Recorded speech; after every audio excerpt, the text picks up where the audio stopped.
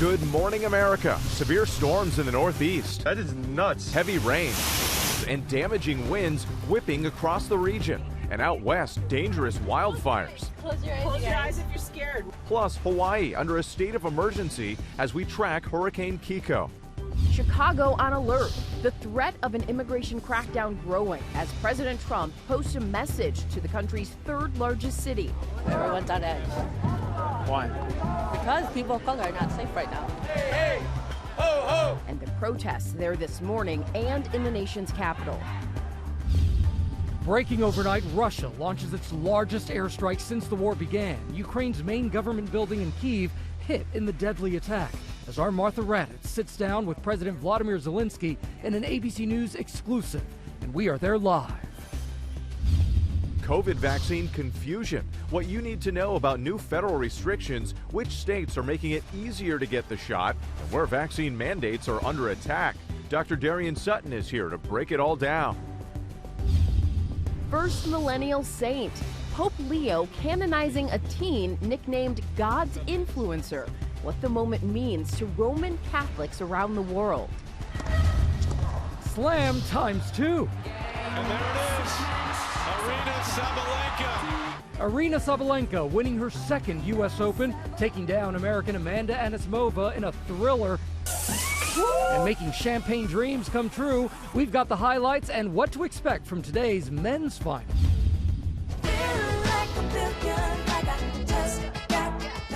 Breaking overnight, 2 lucky tickets sold in the massive $1.8 billion Powerball jackpot. What we know about the payout and the winners.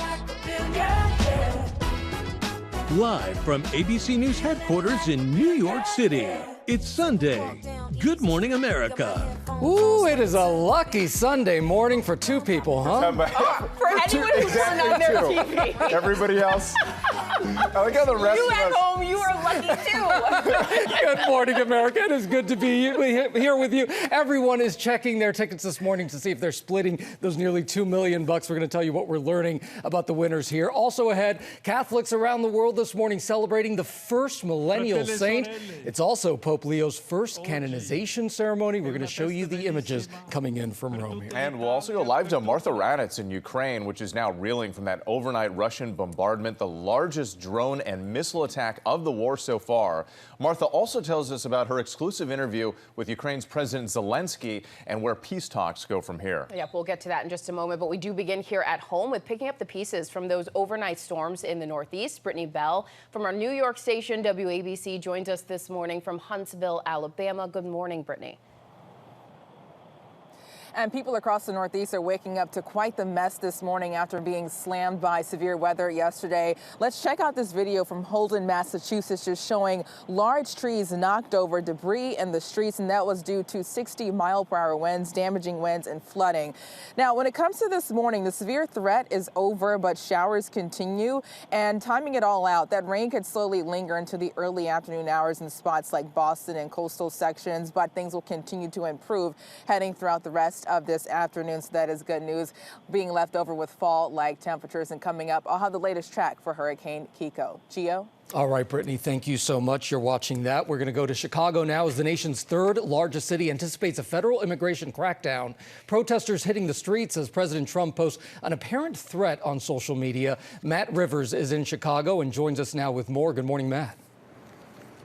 Yeah, good morning, Gio. Here in downtown Chicago, you can see what authorities are expecting based on that fencing right here that's been put up in front of the federal building because authorities are anticipating more protests in the days to come. Hey, hey! Ho, ho! Donald Trump has got to go! This morning, growing tension around Chicago. The threat of stepped-up immigration enforcement growing by the day. Everyone's on edge. Why? Because people of color are not safe right now. President Trump raising the stakes Saturday, taking to social media, posting a manipulated image with a twist on a quote from the movie Apocalypse Now. I love the smell of deportations in the morning, with this graphic in front of Chicago's downtown.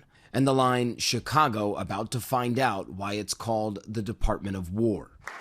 Trump referring to his order to rebrand the name of the Department of Defense to Department of War last week. Illinois Governor J.B. Pritzker responding, quote, "The President of the United States is declaring war on an American city."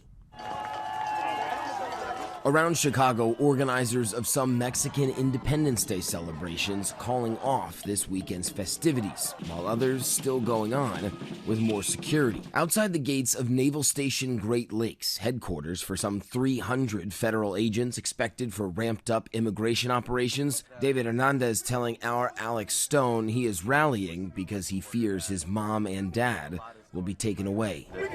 I'm not ready to see them go, not like this. He lives right down the street from the base. They're more afraid to go outside more than ever. And so with the entire city very much on edge right now, no clear signs yet, though, of any law enforcement ramp up. And it's worth noting here that despite all this talk from President Trump about crime here in Chicago, which previously, of course, has been a big issue, this year statistics show crime here in the city is significantly lower. All right, Matt Rivers for us. We appreciate it. Thank you. Now to the war in Ukraine. Overnight, a deadly attack as Russia hits Ukraine's cabinet building. It's considered Russia's largest drone and missile attack of the war, sending more than 800 munitions into Ukraine, including Kyiv.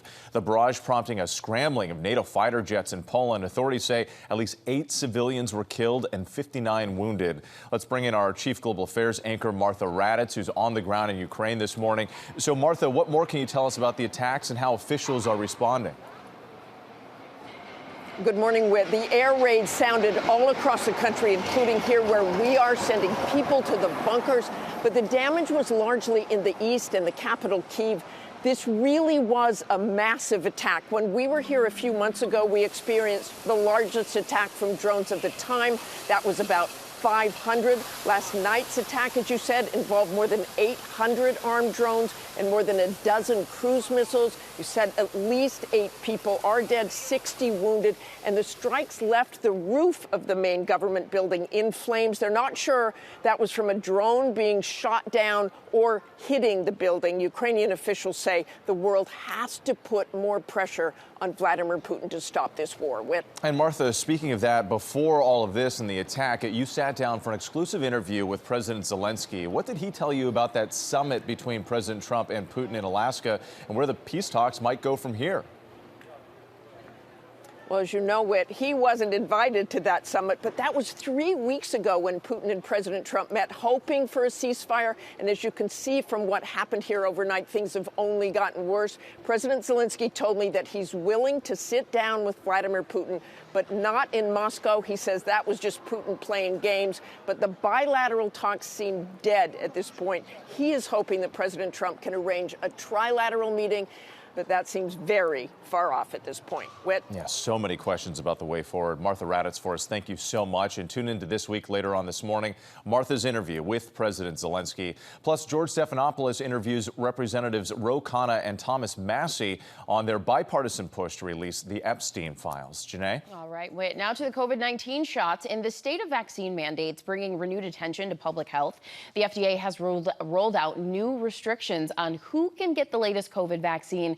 And in Florida, state lawmakers are pushing to scrap all vaccine mandates there. For more on the shifts in vaccine policy, we turn now to medical correspondent Dr. Darian Sutton. Thanks for being with us. So when we talk about the latest COVID-19 vaccine guidance, for those over 65, anyone with underlying health conditions, they're eligible. But that means others technically are ineligible to get the vaccine if they want to. That's correct. It's a lot of confusing things to understand here when you're trying to get vaccinated.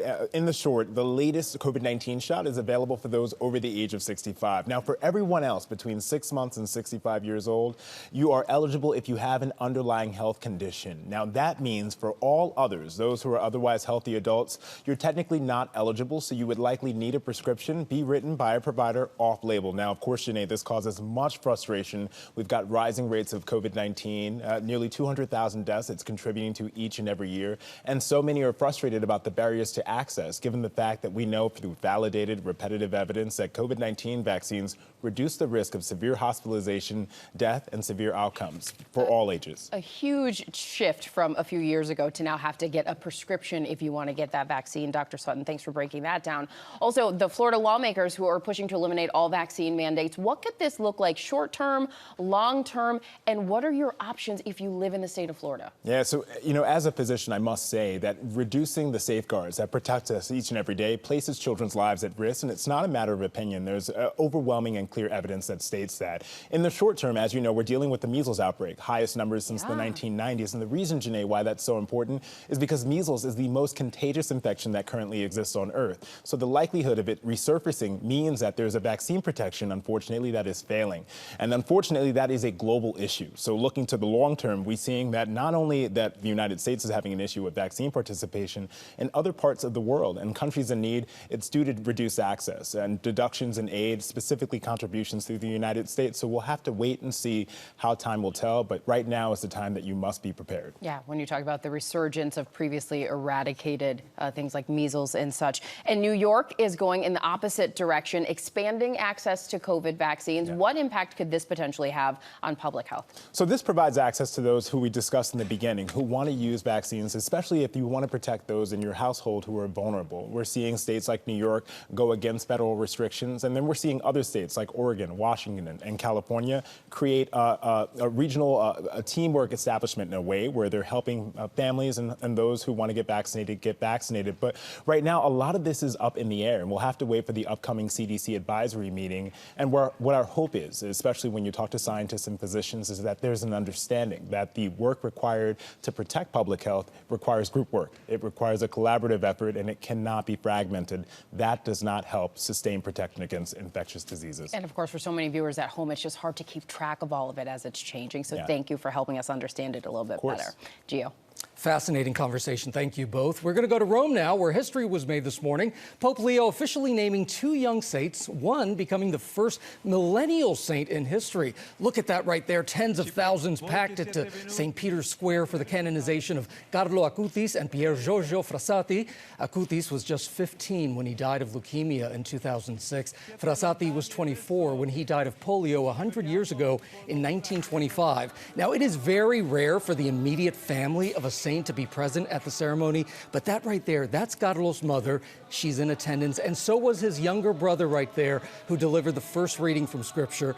Acutis went to daily Mass, calling it his highway to heaven. He wanted everyone to love the Blessed Sacrament of the Eucharist, so he created a website that you can still visit today, cataloging Eucharistic miracles from around the world. He was known as God's influencer. Meanwhile, Frassati also went to daily Mass and dedicated his life to prayer, especially for those who died in World War I. Miracles are required, of course, for canonization, and the Vatican believes that several young people were healed from rare and severe medical issues when their families prayed for their intercession. Both, of course, have become incredible role models for young people around the world. What a wonderful story. Yeah. Thank you for sharing that, Gio. Well, they say 7 is a lucky number, and for the 2 holders of those 2 lucky tickets this September 7th morning, those 2 winning tickets were sold for that massive Powerball jackpot of an estimated, this is huge and hard to wrap your mind around, $1.8 billion. Will Gans is here. I guess that makes 4 of us who are unlucky this morning. Will, good morning. Yeah, no $1.8 billion for me, but still looking like $1 million, Janae. To quote Taylor Swift, this has been a long time coming. After 99 days, 42 drawings, and a new game record for the longest jackpot run ever, 2 winners are now set to split that estimated $1.8 billion prize, the second largest lottery jackpot ever won in U.S. history. One of the winning tickets was sold in Missouri, the other in Texas, both matching all 6 numbers drawn last night, 11, 23, 44, 61, 62, and red Powerball number 17. Now, each winner will choose between splitting a $410.3 million lump sum or an annuitized $893.5 million. The latter meaning they would get one payment up front and then annual installments for the next 3 decades that grow by 5% each year. Both good options, in my opinion. We might never know who those special buyers are, those winners, because both states in which they won allows them to stay anonymous per local laws. But some advice from experts, if either of you 2 lucky ducks are watching, lock that special ticket away in a safe spot, and before you come forward, get some legal and tax advice, yes, and consult with family that you trust. Emphasis on trust. And when you're ready, claim your prize. And there were still nearly 10 million other winners, tickets that won some sort of cash prize in last night's drawing. So even if you're not from Missouri or Texas, make sure you check your ticket. Guys. I love how when other people win, like the rest of us are like disappointed a little bit, as if we really had a chance, you know? Hey, 1 in 292 million. That's true. Right? I mean, We did. supposedly, yeah. I guess there was a slight chance. Thank you, Will. Appreciate it. All right, let's go to the U.S. Open now, right? Where the world's top-ranked woman defeated American Amanda Anisimova, and Ika Jachi is right there outside Arthur Ashe Stadium with the details and a look ahead to tonight's men's matchup. Ike, good morning. It's a little rainy there. Yeah, good morning, Gio. I'm here at Flushing Meadows, and yeah, don't mind this rain, okay? The party is still going on, and last night inside Arthur Ashe, the energy was electric. A packed crowd, raucous energy, and 2 women going shot for shot in a U.S. Open final that got the crowd on their feet. And there it is. Inside Arthur Ashe Stadium, history and heartbreak. Under the lights in Queens, where Aryna Sabalenka powered her way to another major title, outlasting American Amanda Anisimova in a roller coaster U.S. Open women's final. And Sabalenka fights off 3 break points and holds to open this championship match. Sabalenka storming through the opening set. But Anisimova clawing back with fearless shot-making in the second, drawing the crowd to its feet.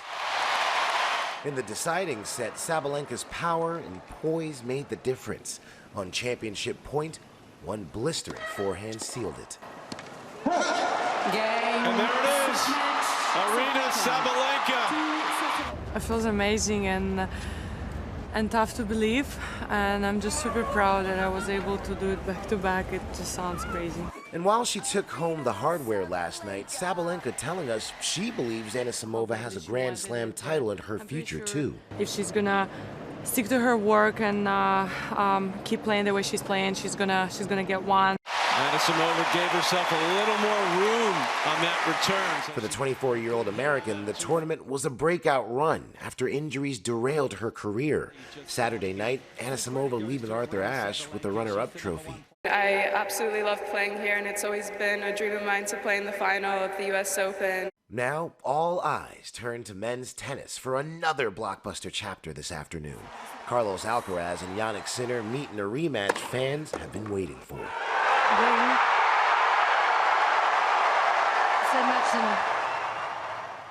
Now that spotlight and high energy returns to Arthur Ashe today for that U.S. Open men's final between Carlos Alcaraz and Jannik Sinner. And of course, you can catch all the coverage live starting at 2 p.m.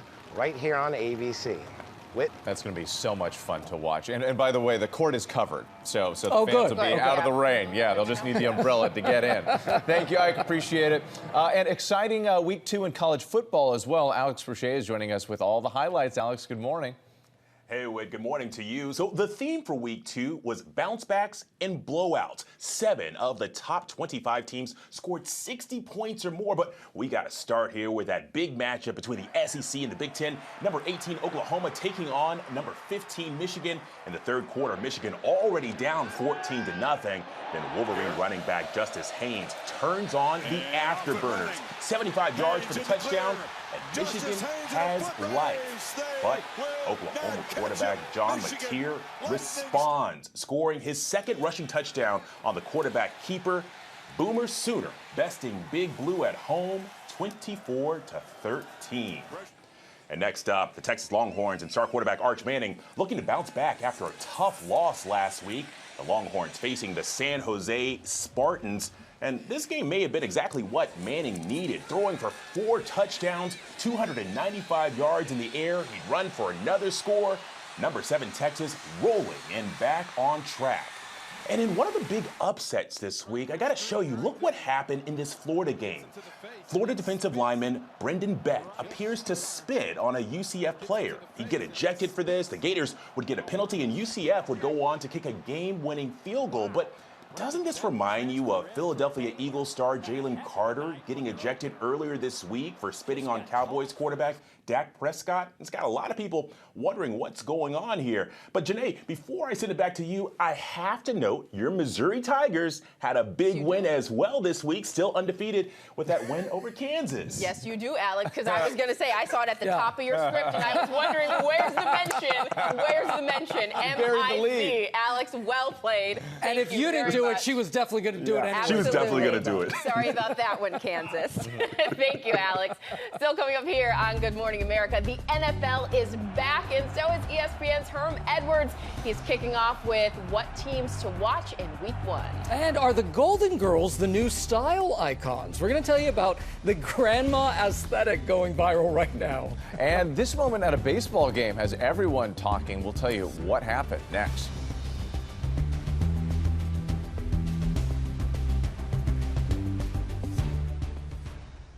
Oliver, who we all want to strangle and cuddle at the same time, and Charles, everyone's unfun uncle with his grouchy little turtle face, and Mabel with your traumatized, homeless, jobless, mumbling millennial charm stuck between these two old dudes. It's so funny. I don't need an algorithm to tell me that this is box office. Welcome back to GMA. That sums up our 3 favorite podcast detectives very, very well. And tomorrow here on GMA, Oliver and Charles themselves, of course, Martin Short and Steve Martin. They're going to be right here telling us all about season 5 of Only Murders in a Building. This is one of my favorite shows. Love that right? show. Yeah. So good. And both of them in studio should be a blast. That's going to be a blast. It's going to be fun. All right, let's take a look at some of the other big stories we're following on this Sunday morning. NTSB investigators, they're on their way to the scene of a deadly helicopter crash in Minnesota. 2 people died when that helicopter went down on Saturday in Lakeville. The crash happening just yards away from an airport. No one on the ground was hurt. Chrysler is recalling more than 91,000 Jeep hybrid SUVs due to a potential loss of drive power.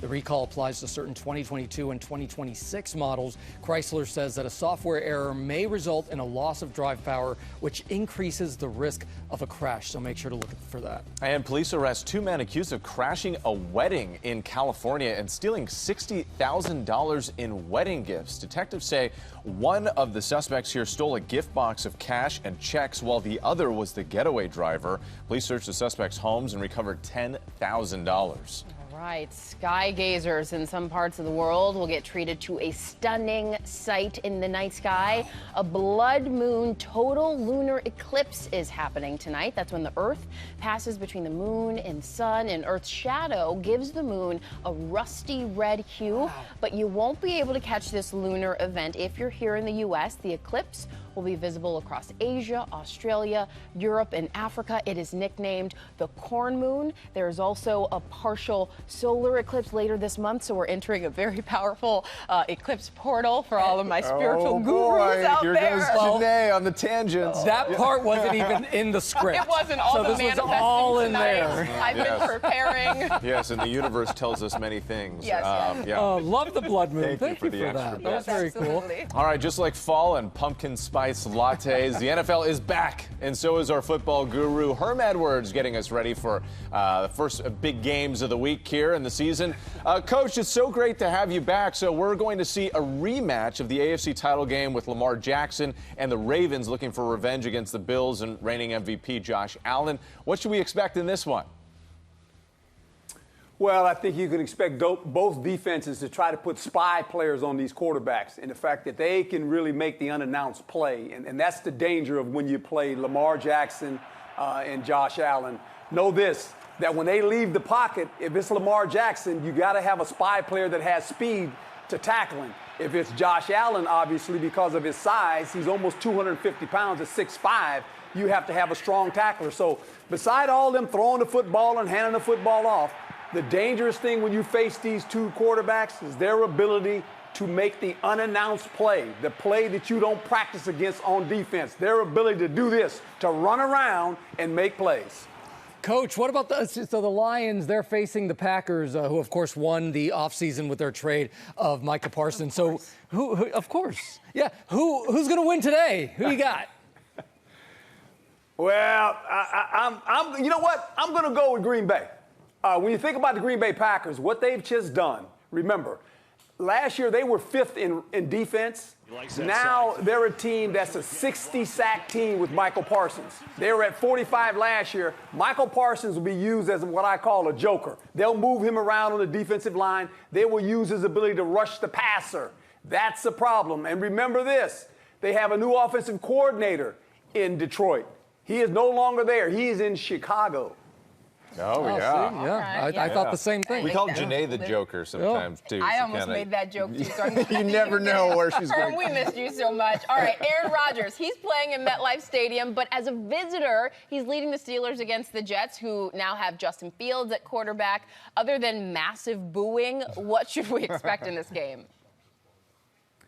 Well, I think if you talk about Aaron Rodgers, look, the Pittsburgh Steelers can win 10 games without Aaron Rodgers. Aaron Rodgers is there to win playoff games, and now he has a big-time receiver in DK Metcalf.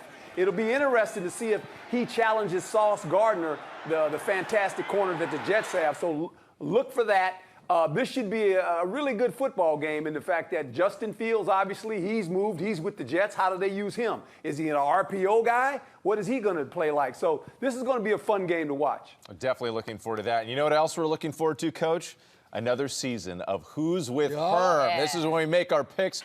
Just a reminder for folks who weren't paying attention, I took home the trophy from last season. Barely. Just to remind. So our season-long showdown Monday Night Football picks, and perhaps for the only time, Gio is tied for the lead. Okay. Zeros across the board. Writers on point. So on Monday, the Vikings are nasty. facing the Bears. Nasty. Coach, who do you like, Vikings or Bears on Monday? Sorry, Gio.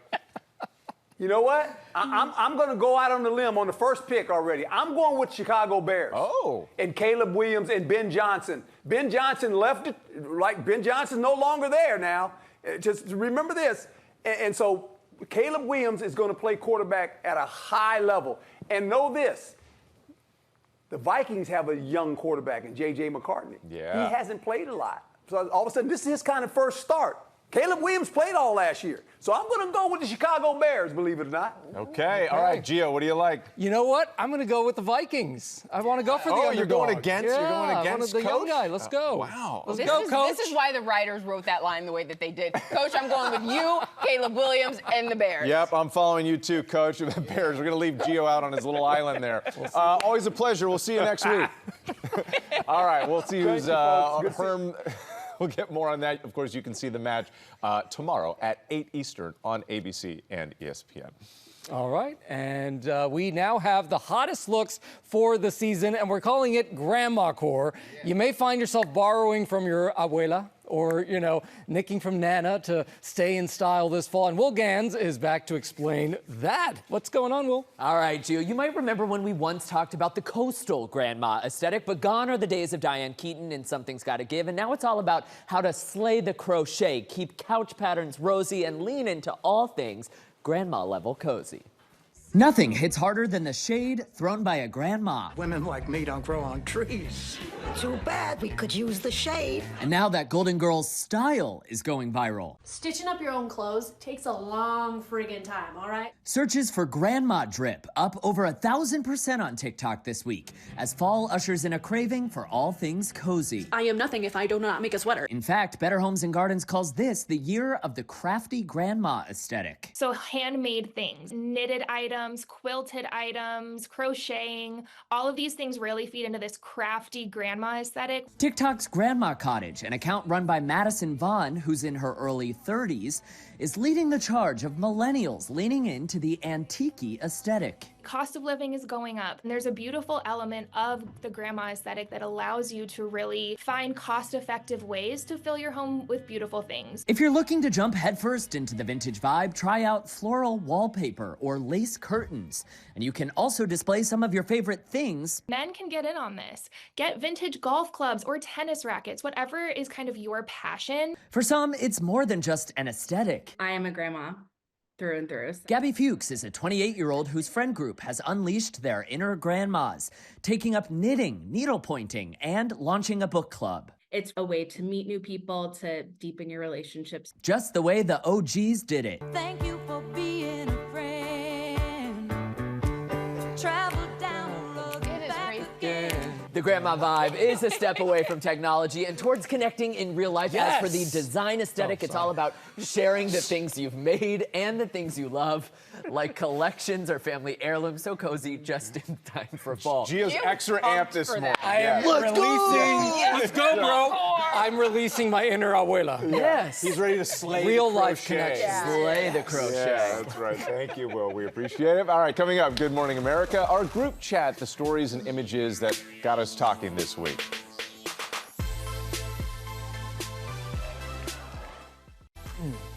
And welcome back to our group chat and the stories that piqued our interest this week. I'm going to go ahead and start. This is this new rule in New York State here. Cell phones have been banned bell to bell in schools. Governor Hochul even introduced a mascot. There you see right there, Frankie Focus, unveiling this new rule. Of course, New York City started this week, the biggest school district in the country, more than 1 million students. And I learned that at least 31 states have similar laws and regulations banning the use of cell phones in schools. And I was actually kind of surprised that more states are not doing this. Yeah. Individual schools and districts have been doing it on their own. Like my kids' schools have been doing this for years. And it's hard to imagine it another way. But some parents have expressed concern about what if there's an emergency? How can I reach my child? In New York, at least, and we're starting to see more of this, schools are trying to anticipate that and deal with it. They're providing a phone number where a parent can reach a live person to actually get a message to their child if they need to. Well, that's how it was when I went to school. Right? Yeah. Same thing. We've made it without Exactly. Exactly. So, but it's been interesting this week talking to different parents and teachers about their perspective. But this is the new trend. It's rolling out across the country and seems like it's here to stay. To try to cut down on those distractions. Yes. So talking about school, it can be such relief for parents when kids do head back to the classroom, but it can also be full of so many emotions, not just for the kids who are meeting new friends, new teachers, going to new schools, but for the parents.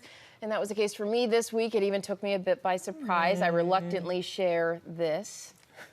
School starts tomorrow. Until like 5 minutes ago, I was so excited for the kids to go back to school. But oh my God, I am like having such a hard time. After putting the kids to bed and just I didn't realize how emotional I was gonna be. And it's just one of those markers of time when you wake up. The response on social media was overwhelming, with so many of you identifying with the emotions, whether your kids are going to elementary school, college, or even fully grown. Parents just, you feel that with your kids growing You express up. what so many parents are feeling. And we were talking about this off camera, too. I mean, my daughters are both in middle school now. It does go so quickly, and it's like, and it's a mix of emotions. Yes, you want to see them fly. Yeah, go to school, Yes. but then it's like, wow, it's moving so fast. Like, slow down. Yeah. Does it get better over the years? Like easier? I think it gets harder as they keep getting That's what older. so many parents told me. They were like, sorry to tell you, it gets worse. Yeah. Oh, okay. Well, speaking of kids, I want to show you this moment here from a baseball game that's gone viral this week. This is a dad who grabbed a home run ball and gave it to his son. So here's the home run. Here we go. He goes, he grabs the ball, he brings it back to his little boy right there. But watch what happens, because right about now, a woman comes over and starts demanding that ball. Dad takes it back from his son, hands it over, and she takes it. She takes it away. And we saw that also last week. There was another incident last week at a tennis match. Can we just chill out? Right. Can we chill out? Ultimately, there it is. Where there it takes is. The Yeah, hat, right? Takes the hat from the kid at the tennis match. Now, it turned out good for these kids, right? It turned out well for these kids, because ultimately they ended up getting private moments with the players and such, and that was great. But just chill out and be kind. Let's leave with kindness, can we? Exactly. Absolutely. Parents need to pump the brakes sometimes, Yes. for sure. All right, thank you for that. That's the group chat. Thank you so much for starting your day, starting your week with us. Yes, absolutely. And you can catch more weekend news over on ABC News Live. You're there today. Oh, I am. We're going to have a great time. Are you there today? Have a great time. I haven't been asked yet, but if Janae's there, I'm there. Yes, please. Still Please. time. Put you on the Have a spot. good week, everybody.